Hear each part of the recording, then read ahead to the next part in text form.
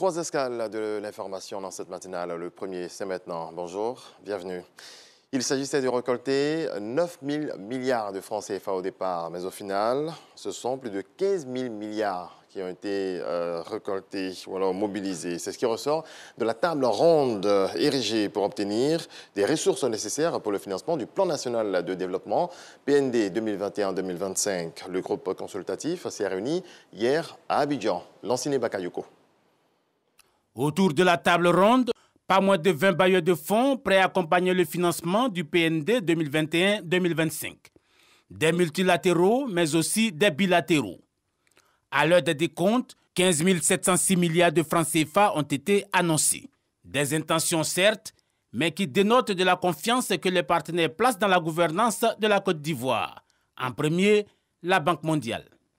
Nous sommes engagés à soutenir ce PND avec un montant de 5 500 milliards de francs CFA, dont environ 1 200 milliards viendraient en soutien à l'investissement privé et 4 250 milliards viendraient en soutien des investissements publics. Le groupe de la Banque mondiale, en effet, a marqué sa confiance aujourd'hui une fois de plus dans les autorités de Côte d'Ivoire et dans leur capacité à mettre en œuvre un plan national de développement ambitieux qui vraiment cherche à réduire la pauvreté par 2 et à doubler le revenu par habitant d'ici 2030. Cette belle moisson, si elle venait à se concrétiser, serait orientée dans divers secteurs de la vie socio-économique.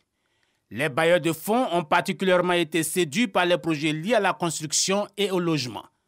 Le ministre en charge de ce domaine, Bruno Nabagné-Koné, a mené une offensive basée sur la nécessité de combler le déficit en logement. Nous avons 25 000 logements pour ce projet pilote. Mais le besoin, encore une fois, je le rappelle, sur la ville d'Abidjan, c'est 600 000 logements. Je voudrais qu'on insiste davantage sur les 600 000 logements. Ces 600 000 logements qui nous permettront de loger décemment tous les Abidjanais. Ces 600 000 logements qui nous permettront d'effacer progressivement l'empreinte des bidonvilles, des quartiers précaires qui aujourd'hui, malheureusement, polluent visuellement la ville d'Abidjan. Quant à l'utilisation des montants annoncés, le gouvernement assure que les projets ne manquent pas. Le succès auquel nous venons d'aboutir, avec le dépassement de nos objectifs de mobilisation de ressources financières, est le fruit du travail de tous. Je me félicite que l'ambition de notre pays, déclinée à travers le PND 2021-2025, traduction de la vision 2030 d'une Côte d'Ivoire solidaire du président de la République, son Excellence M. Alassane Ouattara, soit comprise, partagée et soutenue par tous. D'autres annonces pourraient intervenir qui vont permettre de consolider la réalisation du PND 2021-2025. Une délégation du PPACI chez le ministre Vagondo Diomandé au centre des échanges, la mise en œuvre des résolutions du dialogue politique. Le point de Konaté Moussa. Des cadres du Parti des peuples africains de Côte d'Ivoire reçus par le ministre de l'Intérieur et de la Sécurité. Les échanges ont porté sur certaines recommandations issues de la 5e phase du dialogue politique. La délégation conduite par Georges Amawéné est venue exprimer ses attentes au ministre Vagondo Diomandé.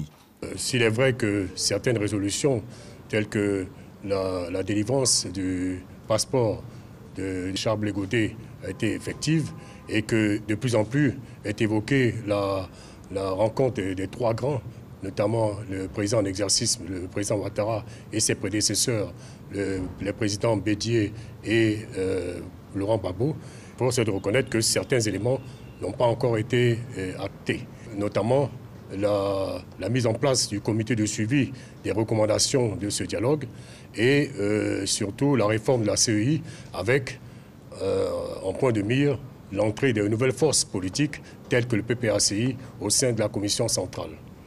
Nous avons échangé avec M. le ministre et je dois vous dire que les échanges étaient très cordiaux et le ministre nous a rassurés. Il nous a rassurés sur que tout évolue très bien. La 5e phase du dialogue politique qui a réuni partis au pouvoir et de l'opposition à l'initiative du gouvernement s'est tenue de décembre 2021 à mars 2022. En République démocratique du Congo, plusieurs milliers de personnes ont manifesté mercredi à Goma, à la frontière avec le Rwanda, dans l'est du pays, pour dénoncer l'agression rwandaise, à exprimer leur soutien à l'armée congolaise dans un contexte de tension maximale entre Kinshasa et Kigali. Dans son rapport annuel, le Haut Commissariat aux réfugiés de l'ONU alerte sur une potentielle catastrophe humanitaire liée à la crise alimentaire créée par l'invasion de l'Ukraine par la Russie. Le record de 100 millions de personnes déracinées pourrait ainsi être dépassé. Et puis la Ligue espagnole de football a confirmé ce mercredi qu'elle avait déposé des plaintes auprès de l'UEFA contre le Paris Saint-Germain et Manchester City qui enfreignent continuellement le règlement actuel du fair play financier. Et je vous donne rendez-vous à 7 h pour un nouveau développement de l'actualité.